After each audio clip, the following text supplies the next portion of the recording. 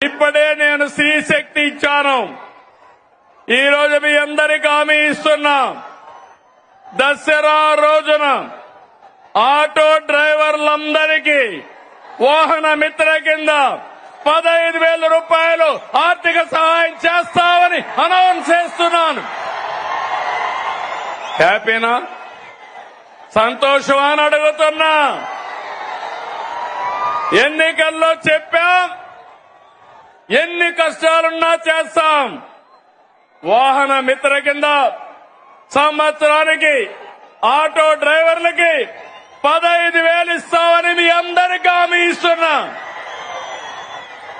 ఇది మంచి కార్యక్రమం అనుకుంటే గట్టిగా చప్పట్లు కూడా చెప్పండి, మంచి కార్యక్రమం అని.